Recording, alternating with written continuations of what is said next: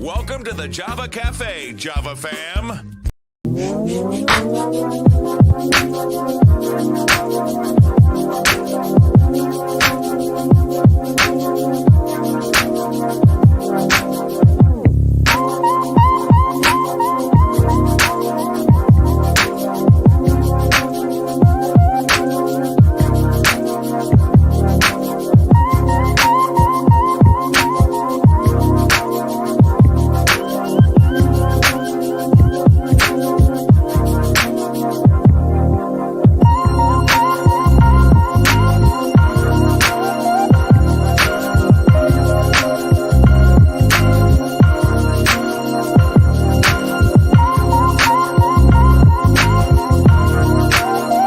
Boston, you made your voices heard, loud and clear. This woman is what we need. This woman will be our mayor. So excited. This is a moment for change. You want a mayor who will deliver big, bold solutions that'll address the high cost of living and open the doors of opportunity for everyone. I'm Michelle Wu. I'm running for mayor. Together, we can make Boston a city that works for all of us.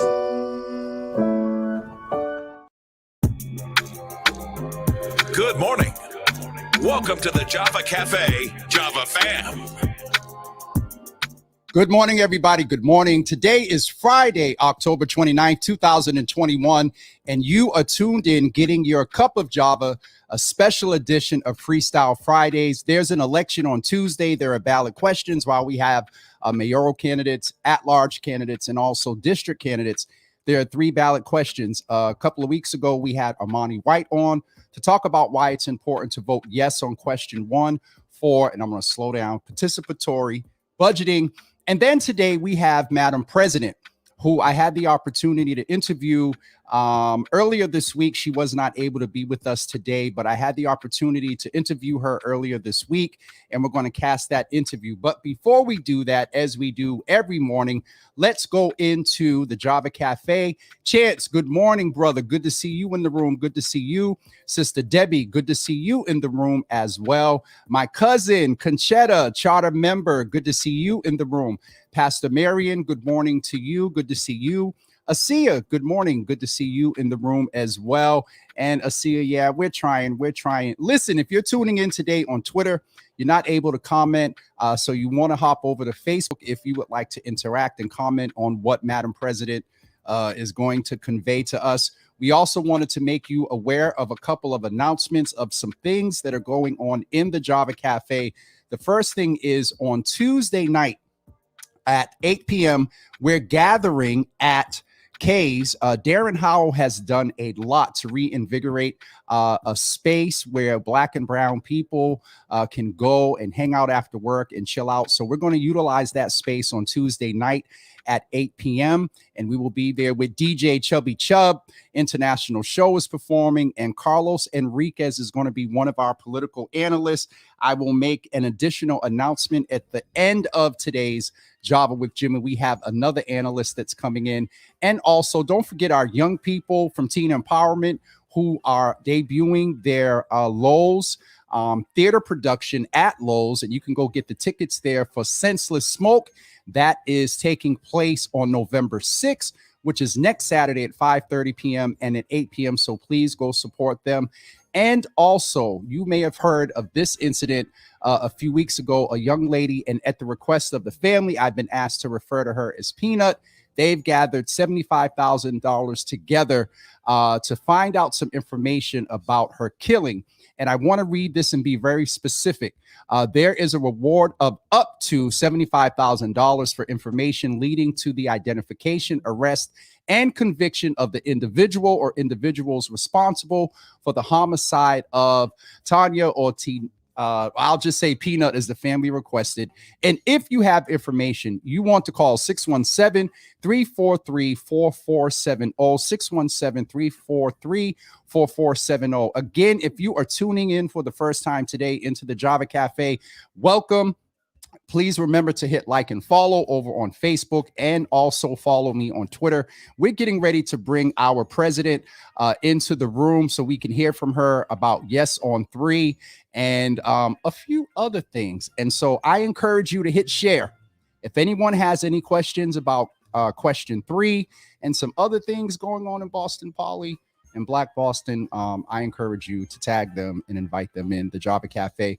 One last announcement. We also want to mention that Quincy Roberts, the new appointee by Mayor Janey to the LGBTQIA plus community, he's conducting listening sessions and a survey.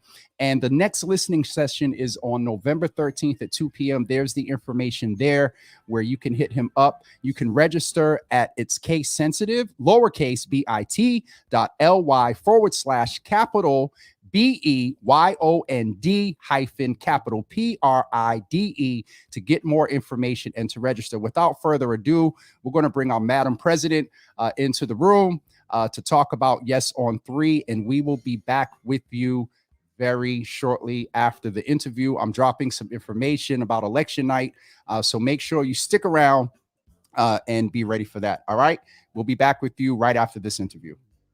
Good afternoon or good morning, everyone. We are doing a pre-record because our Madam President, who is no stranger to the Java Cafe, is busy making sure, as you can see is in her sign back there, she's out now, was doing some things this past weekend, moderating a wonderful debate, but she is busy, and so we were not able to bring her into the cafe live, but thought it was important to check in with her about a few things. One is a quick update about what's her work post, working around the exam school equity work that she has done, and then that lends to some things that are going on with the Boston School Committee, and then we're going to just check in with her a little bit how important it is to get out and vote on November 2nd. This will be, that last part is a bipartisan sort of push just to vote. As you see, we are honoring our great, His Excellence, John Lewis. King John Lewis is what I would call him, but protect our vote. And so we're going to end with that. But Madam President, good morning or afternoon. I'm going to air this a couple of times because it is important that all 3 message points are out there to the community. But let us know how you are doing. And first of all, as a Black woman, how are you doing? We haven't chatted post the preliminary. We can save that for the end. And okay. So update. Well, how are you doing? And then go right into things that have happened since the wonderful advocacy that you all did around the exam school equity. Well, James, first, thank you for having me with you today. Yeah. I was thinking this morning, it has been the spring. Like last time you were on spring. Yeah, I think so, because we were in the thick of the exam school admissions policy work and the federal lawsuit that was going on. We fortunately were successful, have been successful with the federal lawsuit thus far. So that's good. And certainly saw success in progress, I will say, with the exam school admissions policy. We have now in place a permanent exam school admissions policy that seeks to increase access and opportunity for Boston kids across the city, regardless of your neighborhood. Wait, you were on and you informed us and you educated, and just because so much is going on, the word permanent stands out to me. Yes. Permanent. This because it started because of COVID and it was potentially for just 1 year or the next school year, but it's permanent. Yeah. We fought and we advocated and we rolled up our sleeves and we worked hard in community and with community. And this past July, I believe it was July 14th, the school committee passed a permanent policy position related to exam school admissions. And that policy will include or does include both an exam. So there will continue to be an exam and also grades. But what's different is that grades will be weighted more than the exam. And the exam will now be aligned with the Boston Public Schools curriculum, which will mean that students who are attending Boston Public Schools will actually have a sense of what is on the test, right? They will have seen some of the the concepts. Whereas before, the test that was used was a test that was used by private schools, which made absolutely no sense. Mm-hmm. In addition, the way we designed the admissions process, there is consideration for socioeconomic status, right? Or socioeconomic position. And so we know that students who come from families that may be able to afford for private tutors and for other types of support programs, they may be better prepared to take an exam, right? Whereas students who perhaps come from homes where there's not a whole lot of discretionary income or extra income might not have access to those things. So the way that the policy is designed, it takes those factors into consideration as well. And so we believe that now this permanent policy will increase the geographic diversity of the students who are attending these schools, socioeconomic diversity, language diversity, and racial and ethnic diversity across the board. So we're very excited about that. But, you know, James, answering your question about how am I doing, what I will say is that was a hard fight. Yeah. That was a really hard fight because exam schools are such an institution here in the city of Boston, and it got pretty ugly, pretty nasty. And so one of the things that I did, and I know you'll appreciate this because you talk a lot about it on your program, is, you know, I did take some time for self-care because it was such a hard fight that we won. I did take some time this summer to just step back and take care of myself and to restore so that I could be ready for what's next. And there's a lot that is next. A whole lot. So, which I'm excited to talk about. But I do want to thank you and so many others in the community who helped us as a collective better understand this issue around the exam school access, and for standing with us, you know, and when it got, you know, really tough in the trenches, so many in our community jumped in, and at the end of the day, I do believe that our children are going to have greater access to these schools. That said, one of the big takeaways is that, you know, these schools, the exam schools, educate just a fraction of the students who are in the BPS. The vast majority of Boston Public School students are in, you know, all of the other schools in the district, and they are struggling. They're struggling significantly. And that was pre-COVID. And so what we know is that post-COVID, or going through COVID, because we're not post-COVID yet, that it's, you know, that the inequity and the opportunity, the lack of opportunity is only exacerbated, it has only increased. And so we have a lot of work to do with the Boston Public Schools and public education in the city of Boston writ large, because our children, Yes, sir. Black and brown children, yep, right, are the ones who are sitting in those seats. And when the Boston Public Schools is not working, it's not working for them. And so it's not working for us. Mm-hmm. And so it is my hope that certainly as we are on the precipice of electing a new mayor here in the city of Boston, that education will once again become a top priority in the city, because by placing public education as a top priority, we are prioritizing our children. Absolutely. And so I do hope to see that in the coming months.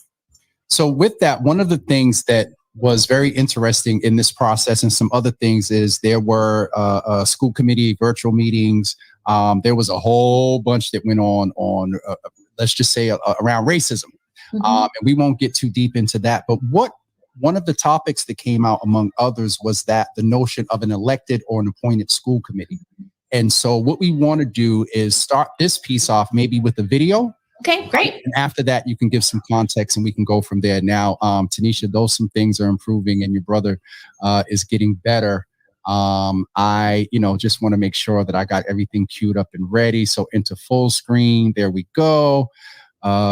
Just pray that everything goes. It'll be great. Okay, that's why I love you so much.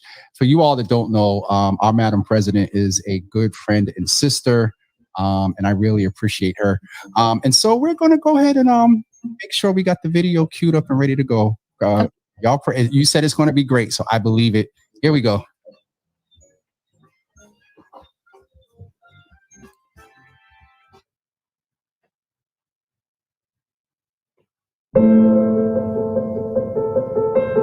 Boston is the only municipality in the Commonwealth of Massachusetts with an appointed, not elected, school committee. Our citywide coalition has submitted a non-binding ballot question for the November election to begin the process to change this. Many Bostonians have no idea how and when we lost the right to elect our school committee, and some have strongly held beliefs based on an incomplete story that omits the struggle for Black and Brown representation on the Boston School Committee. In this city, when you say the words Boston School Committee, it won't be long before someone says Louise Day Hicks. Hicks was the villain of the school committee in the 1960s, openly opposing efforts to desegregate Boston public schools. Many believe that Hicks is the reason we now have an appointed school board. But you left the school committee in 1969, 22 years before the elected school committee was abolished. When we focus on the most openly racist politician this city has ever known, we erase a remarkable story of the struggle for Black political power and equal access to education in Boston. The Black struggle for political power on the Boston School Committee began long before Judge Garrity's ruling to desegregate Boston public schools in 1974. Leaders in the Black community, some of them parents in the district, ran for the Boston School Committee to try to provide equal access to education for Black children. Ruth Batson, Mel King, John D. O'Brien, among others, ran for school committee again and again, but could not win in an at-large election system that favored the predominantly white voting bloc. It wasn't until 1977 that John D. O'Brien won a seat on the Boston School Committee, becoming the first Black politician to serve on the board since 1900. This was a result of 2 decades of organizing and voter registration to empower the Black community.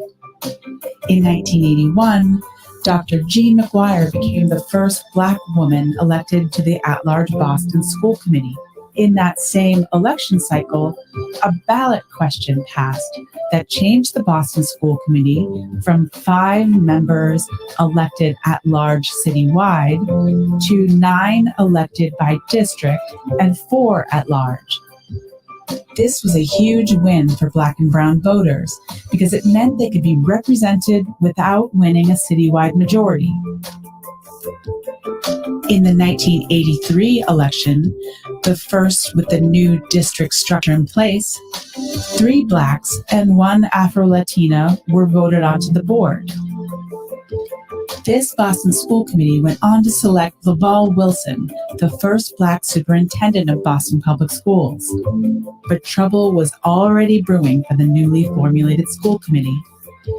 Mayor Flynn was under pressure from powerful business groups to dissolve the elected school committee. In 1989, Mayor Flynn placed a question on the ballot to abolish the elected school committee and replace it with a 7-member board appointed by the mayor. Communities of color opposed this. So did the low-income whites of South Boston. But with hundreds of thousands of dollars in corporate money behind it, Flynn's proposal won by a razor-thin margin of 1.5%.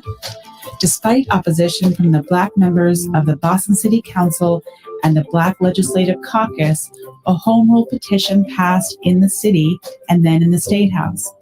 And on July 6, 1991, Governor Bill Weld signed the home rule petition that abolished the elected Boston School Committee.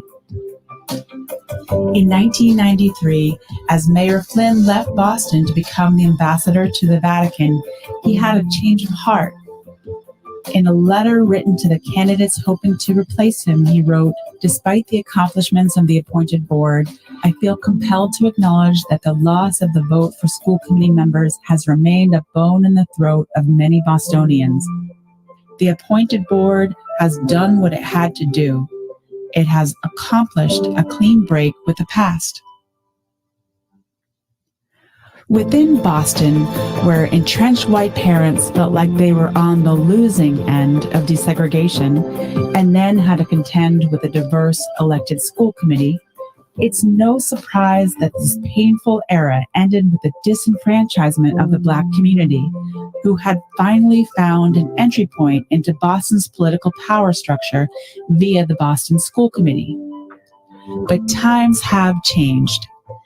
Residents and leaders across the city are banding together to bring democracy back to school governance, just like every other city and town in Massachusetts.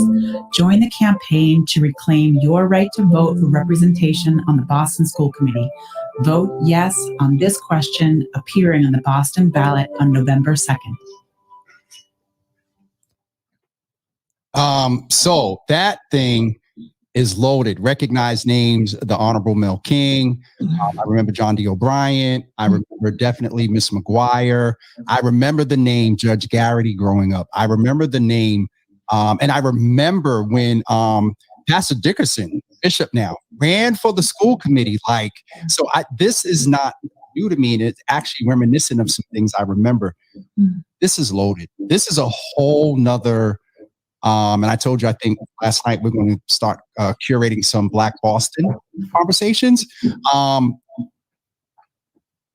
Staying focused on this thing is loaded, Madam President. So here we are today. We have the opportunity to change it. And that's the main crux of having you here today.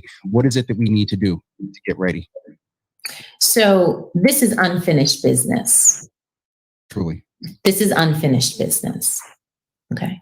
I do believe that in the fight for equal rights, in the fight for civil rights, in the fight for justice in this country, that those of us who believe in freedom, who believe in justice, who believe in equality, that we are part of truly a relay, right? Every one of us, every generation, has a role to play in continuing our forward progress toward freedom, toward justice, and toward equality. And what you heard is that, back in the late 80s, early 90s, there was a conscious decision, there was a coordinated effort to try to stall progress in this city. And today, Dr. McGuire is still, every time I see her, she is saying we must tackle this school committee issue. They took that away from us. We have to get it back again. And so I do believe this is unfinished business. I believe that, as Mayor Flynn is quoted in this piece, he even recognized that the appointed school committee was to be for but a moment. Our country is supposed to be a democracy, which means that the vote is one of the most sacred rights and privileges that we have. Can you say that again? Say that again and look into the camera so the people, because I'm going to clip this out. That our country is a democracy, which means that our vote is the most powerful, most important right, most important privilege that we have. And so anytime we have structures, government structures that are not resting on the fundamental principle of democracy, which is the vote, we should be working to change that structure. And our current school committee, which has, I have to say it, some dynamic, certainly folks who love our children. Jerry Robinson, who's the chair today, loves our children in the city of Boston. That notwithstanding, these individuals are appointed by the mayor. They are not selected by the people. And it's important to know that across the Commonwealth of Massachusetts, in every other city and town where there's a school board, the people who live in that community have the opportunity to choose who is sitting on that school committee. We are the only public school district in the Commonwealth that does not give the power to its residents to choose who will sit on that board. Why does that matter? It matters because the Boston Public Schools, the school committee sets the policies of the Boston Public Schools, which means that it determines in many respects the strategy, the academic strategy of the public schools. It signs off on contracts, major contracts of the school district. We spend about 1.3, close to $1.4 billion on the Boston Public Schools. The Boston School Committee, votes to approve whatever is going to be submitted for that budget. They have a lot of power and control over what happens every day in classrooms that Boston kids sit in. We believe that families and students should have more of and educators should have more of a direct voice in the policies that drive our school district. Agreed. Okay. What we have today is a district that has certainly many committed educators, parents who want the best for their kids, but we have a district today that is not meeting the needs of all of our children. In fact, we have a district today that has for years, for decades, not met the needs of our children. We're talking about kids who are coming from working class families, from low income families, Black, white, Latinx, EL, students with disabilities, you name it, not meeting the needs of our children so that they are prepared to, one, benefit from all that this city has to offer, right? The great jobs that are here in this city, the great economic development opportunities that are here in the city. Our children are not being adequately prepared. And the Boston School Committee has a role to play in that. Mm-hmm. And so by giving the power to us as residents to choose who's sitting on that committee, that means that they're accountable to us. So that means that the members are accountable to us directly. I need to ask a question, and this may be a segue, and you can, in your close on this part, segue into the importance of voting. And so I have to be honest and say there's no guarantee, because when things become elected, you saw the historical context of Boston. Boston is changing, but it hasn't changed yet. And so we've had opportunities to elect other positions from, where the Black and brown vote. We've had Black and brown candidates. We've had allies that share our values, and we haven't done well. at getting them in. And so two things there, and this might be a good segue. How important is it that we vote in general? Definitely vote in favor of this one.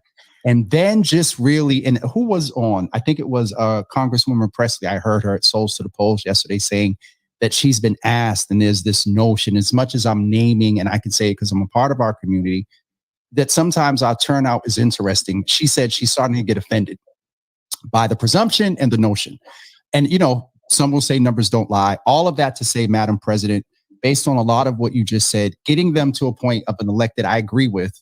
But then we have a level of responsibility when it comes to accountability. One, to get out and vote and get them in. And then once they get in, how are we going to hold them accountable? And this ain't, well, I'll say it, this ain't just to the school committee. And you and I had some combos. This is across the board. And so I'll leave you with that to respond. Yeah. So great question. And so a couple of things. One, I do think it is important, again, to underscore that our voice matters, our vote matters. Two things. Moving toward an elected school committee will create more accountability for what goes on in the Boston Public Schools. It'll create more accountability for the BPS itself, but it also will create more accountability for us as a community. We need to be more engaged in what is happening in the Boston Public Schools. We need to take more of an active interest as a collective in what's happening there, because it directly impacts our children. Okay, so an elected school committee is not just about the people who sit in those seats, it's also about the people who put them there. So that's one. The second is, I do want to emphasize here that this is a non-binding ballot question. So what it will do is set the stage for what comes next. We want folks to vote yes on 3. I didn't say that. Yes on ballot question 3. So flip your ballot over and fill in that bubble. Yes on 3. And then Councilors Mejia and Arroyo have filed for a hearing that will hopefully lead to a home rule petition that will put in motion a permanent change to the structure of our school committee. And that's where all of us will need to roll up our sleeves to do even more work. So this is a 1-2. Okay. This is a 1-2. We need folks on November 2nd. Well, whenever you vote between now and November 2nd, because if you're early voting, amen, amen, amen. Vote yes on 3. If you are mailing in your ballot, vote yes on 3. And if you're showing up on November 2nd, vote yes on 3. Okay, that's step 1. And then step 2 will be participating in the process to actually determine what we believe an elected school committee should look like. Okay, yep. So 1-2. Okay, so that's a piece of it. This piece about voting, and I want to talk about structures. I do believe that when in a situation like this, we should be voting based on our values. Okay, we should be voting based on our values, and primarily values that advance democracy, that advance voting. One vote, one person, one vote. Okay, we should be voting for our values, right? And the structure that supports our values. And then then it is incumbent upon us as a community to make sure we're turning out the vote. Okay. And so with that, as we think about the next week or so, it'll be about the next week, next few days, right? By the time folks see this, we'll be right at a week, right? We have to turn out our vote, and we have to turn out our vote not just for this particular election, but anytime there's an election. And I'm just going to keep it real. Like, I don't care if you choose to, vote for your mayoral selection, but you don't want to vote for city council, or you vote for city. It doesn't matter to me. If you are just showing up to vote for a person or an issue. What matters to me and what matters to our community is that you show up to vote, that your voice is heard on something. There's got to be something there that you believe in.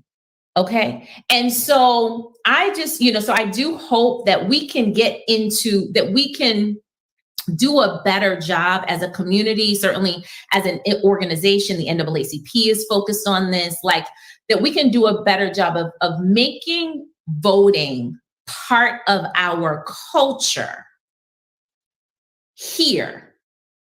Say that again. Where? Here, that we are making voting part of our culture. Like, this needs to be what we do. This needs to be part of our institutional fabric as a community, that we are voting. Now, look, I'm gonna be honest, right? I mean, there have been moments in my life where I'm like, okay, why am I doing this? Like, I don't know these candidates, I don't know these issues, and have had many of the same questions that some folks might have today. But what I have learned on this journey is that getting into the practice of showing up at the polls is an empowering experience. Because once you get in there and you fill in that bubble, and the person you voted for gets elected, then the next step is you want to support them in their work. Right. And so then you start showing up at hearings and you start testifying, or you find other ways to support them in their work. And then you become part of what the true fabric of our democracy, right? Or what happens is you fill in that bubble and the person you wanted to win doesn't win, or the issue you were advocating for doesn't pass. And that too can be fuel for your fire, to help mobilize for the next go round. It is probably one of the most, again, empowering things that we can do as a community is to work at voting becoming part of our culture. This is what we do in Boston. We vote. And so I do hope that folks will either they'll contact their local organizations. You can contact Mass Vote. You can contact the NAACP Boston. You can contact the Urban League is mobilizing. Faith Community is mobilizing. Do what you can. Do what you need to do in order to participate in this process. My last point here is we are, as an NAACP, we have been on this issue of an elected school committee, not just in the last year. We've been on it, quite frankly, for decades. This again is truly unfinished business. We started organizing about 4.5 years ago in community, trying to build up to this moment. This is probably one of the most consequential questions, ballot questions we've had in probably the 30 years since it was last on the ballot. We got to get this one right. So that's on that point. As it relates to voting, our Get Out the Vote efforts are non-partisan. We are not endorsing any candidate. But again, as an organization, we're not endorsing any candidates. But again, what we encourage folks to do is, regardless of who you're voting for or what issue you're voting for, just get out there, get your ballot, that is your right, and fill in a bubble. A few bubbles, but one of the main ones we're here to talk about today is definitely Vote Yes on 3. And so this is where you can go to get more information. There are opportunities to sign up. There's about 8 days left. If you're listening now, the days may vary because I think I'm going to share this on a few platforms to make sure the message gets out there more a couple of times. But if you're listening, you want to go to elect the BSC. Elect ELCT the THEBSC. Elect the BSC, just how it sounds, .org to get more information and to sign up for phone banks and just share the website. Share this session with our Madam President. I'm actually Madam President. I was going to air it on Wednesday, but I'm about to drop this on YouTube real quick, and it's going to be on Twitter. Right now, we're doing this pre-record live at about noon on Monday. It'll be on Twitter at about 12:15 p.m.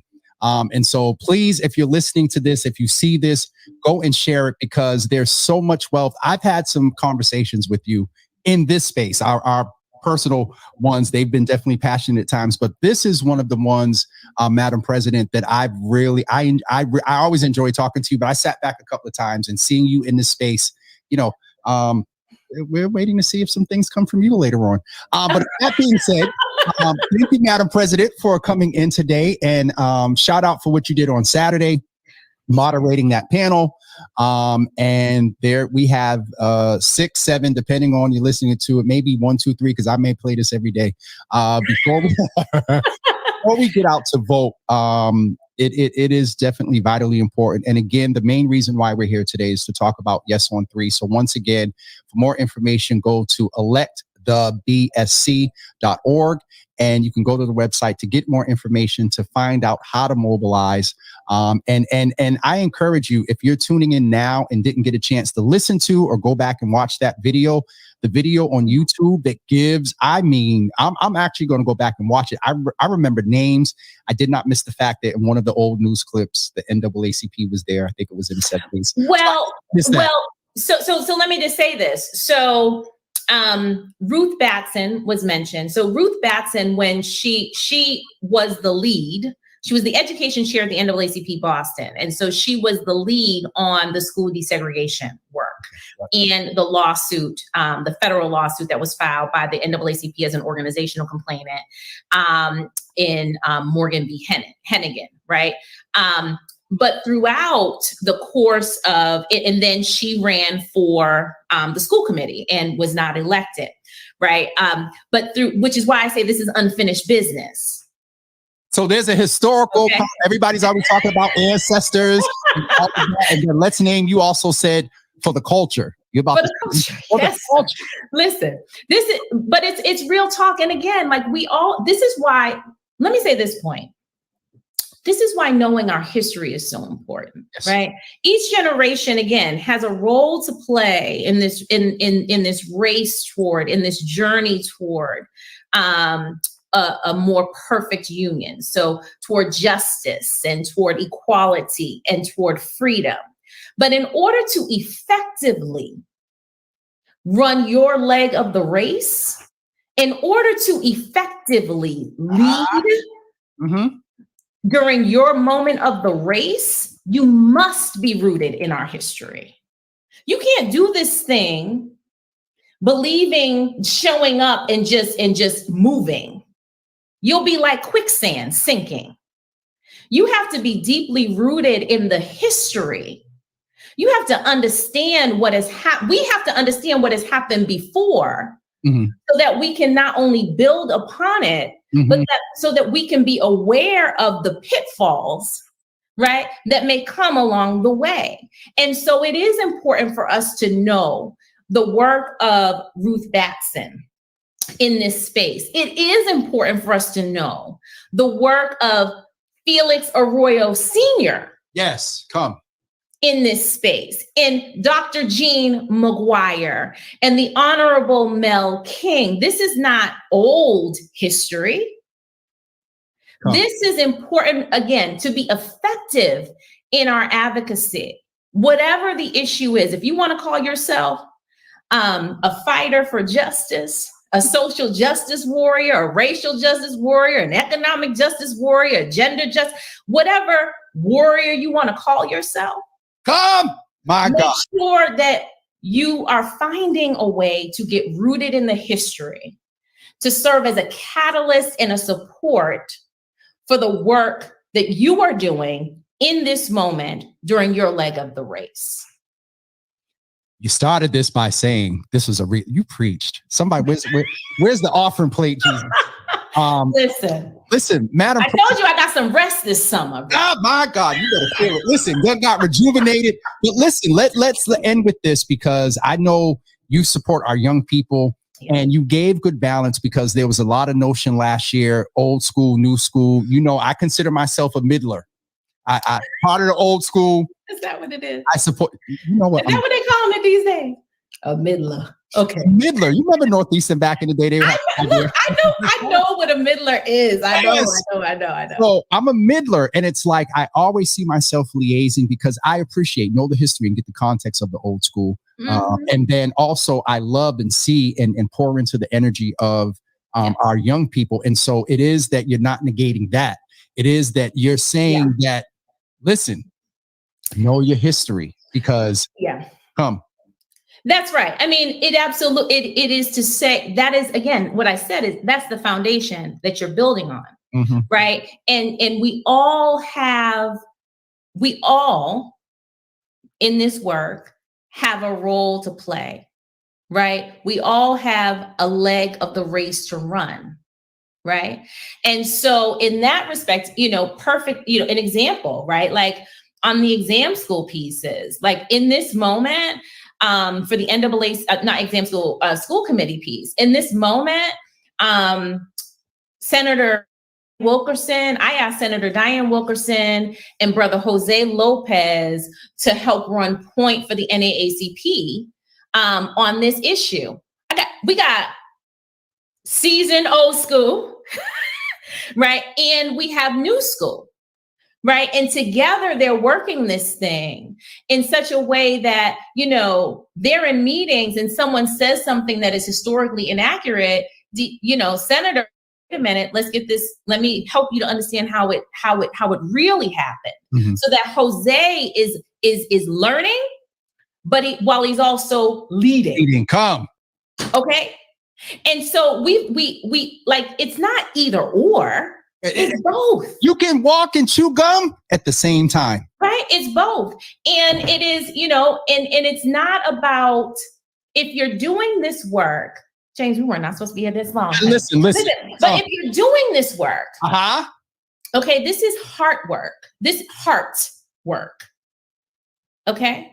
If you're doing this work and you say that you're doing it for the collective us, to move our community forward, to move our city forward, to move our Commonwealth forward, to move our country forward, whatever it is, the collective. Where it is, yes. Okay, then you cannot do that alone.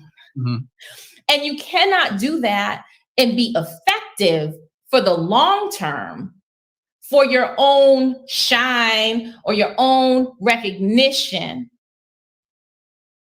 Okay. You must do it in community, with community. Okay. Believing in community. Truly, as you said, it's a heart condition. So you come.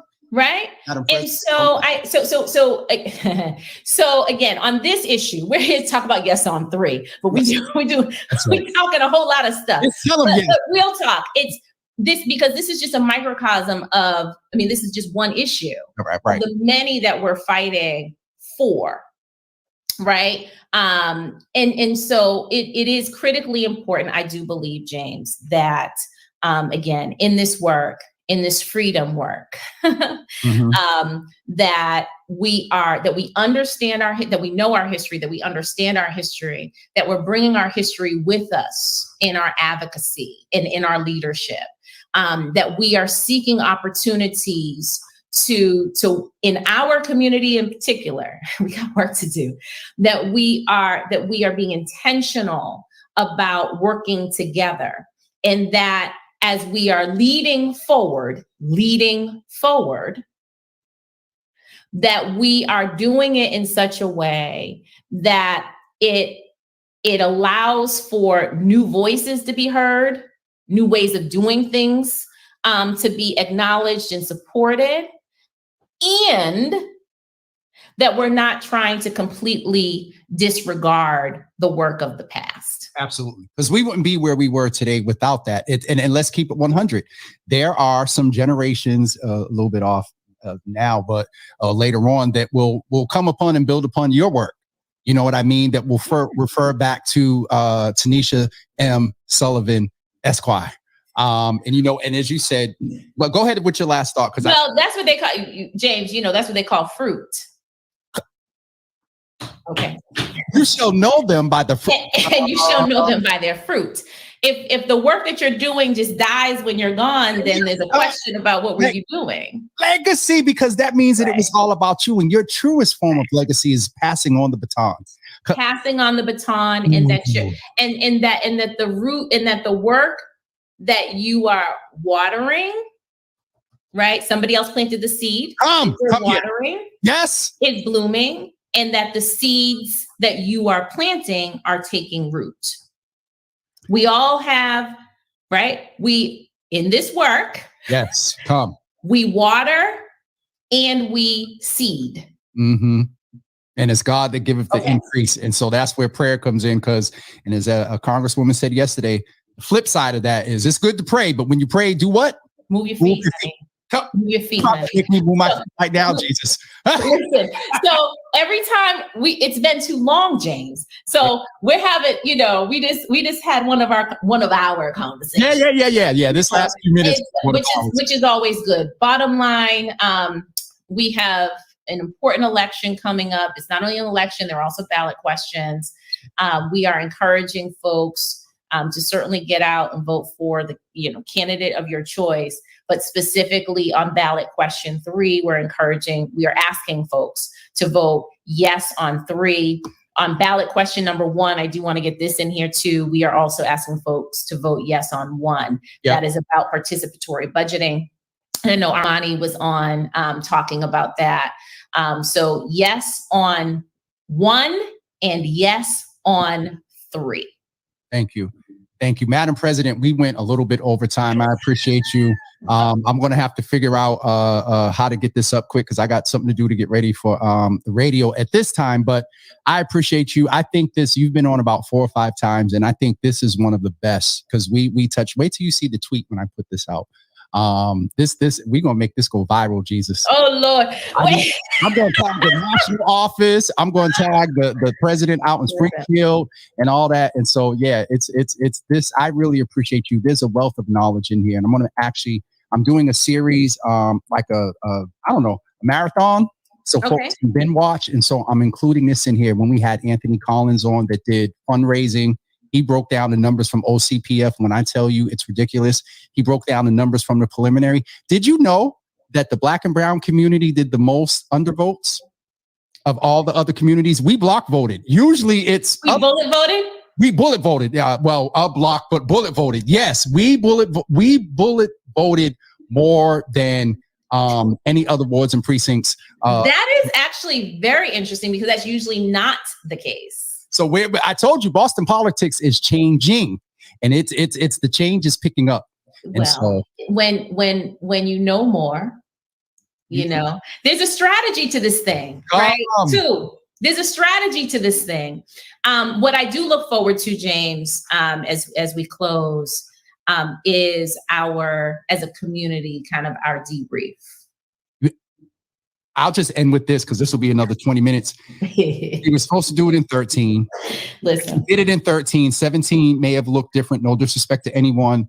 And then 21 would have definitely looked different. And so I'm going, as my sister and friend, yes, but as the president of the NAACP, I'm gonna hold you accountable to that because it really, Tanisha, and I used to say Madam President, it needs to happen. It has to happen for the foundational work to which you just referred.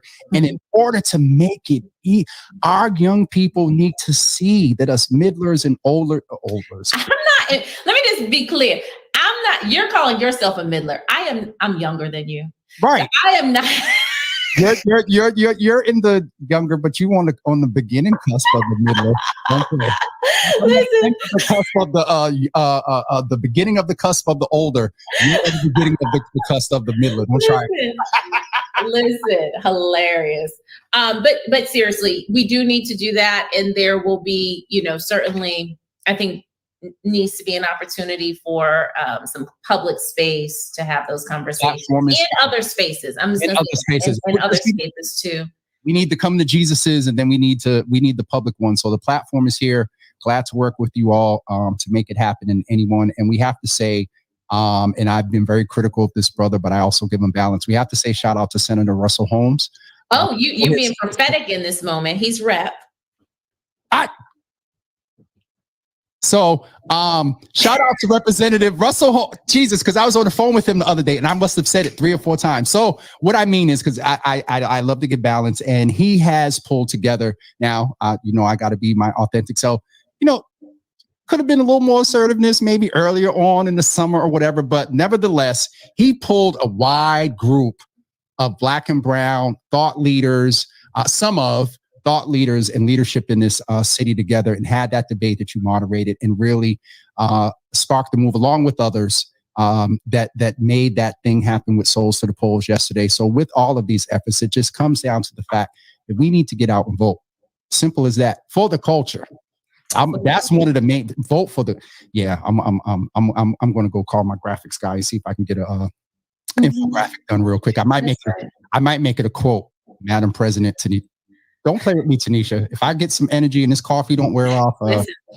But I do, lifting up Representative Russell Holmes. He did certainly an excellent job of convening across various groups, organizations, individuals in the Black community.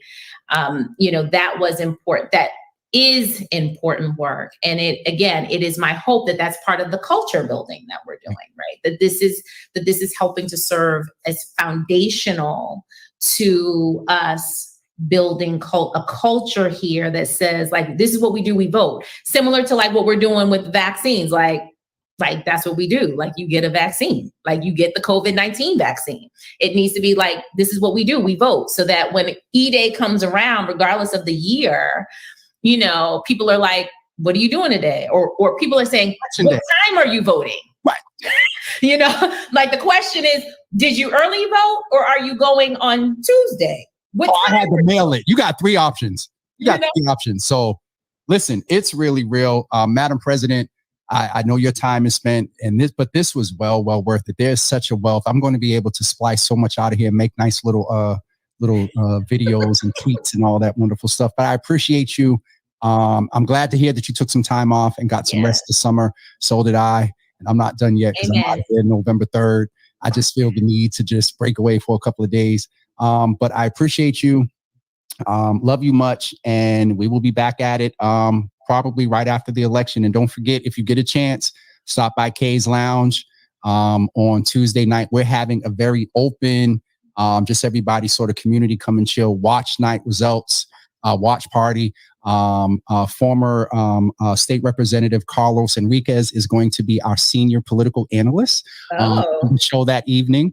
And very nice. Listen, we trying to step it up here. But thank you so much for just the years of friendship, love, singing together, and thank you for what you do in the community, Tanisha. It is really, really appreciated, and thank you for making time to come in today. Because when they said that you were going to be the contact, let me tell y'all, let me keep it 100. They were like, well, Madam President is going to call in. I said, respectfully, I know her. I will sidebar with her. And we made this happen. So I appreciate you so much. Happy to be here. Thank you so much for creating the platform. Thank you for sticking with it. This is one of the wonderful bright spots that came out of the COVID-19 pandemic. What a blessing it is, James. Thank you. Don't do that. And good time to end. Thank you all so much for tuning in, and we'll talk to you soon. Peace. Bye.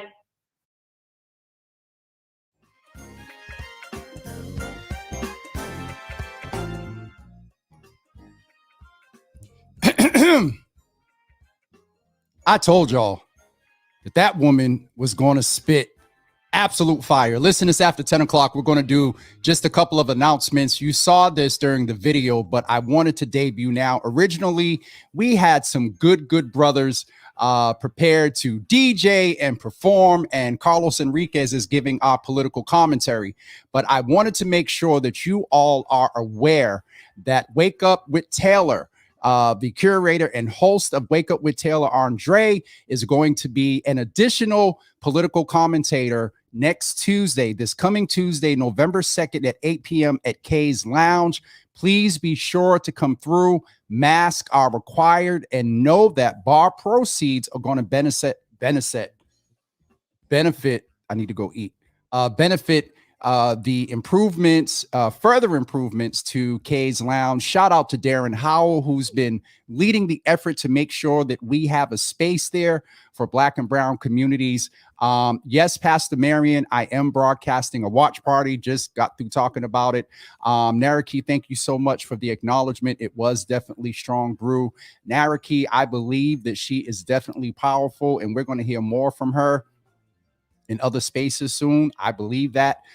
Pastor Marion, it was absolutely wonderful. Thank you for all of you that stayed in a little bit longer today on a Friday morning, Freestyle Fridays. But please don't forget that we need to see you Tuesday night at 8 p.m. at Kay's Lounge. There will be, as you see, shout out to Quincy, Aisha, Kenya, and a couple other folks that was asking about the food. Mother Howell's fried chicken and fish with fries is going to be available for $10. So please come out on Tuesday at 8 p.m. And don't forget, on Saturday, graphic is coming. On Saturday, November 27th at 11 a.m., we are entering into a partnership with the Underground and Daryl's Bar and Grill. That's going to be more Java After Dark.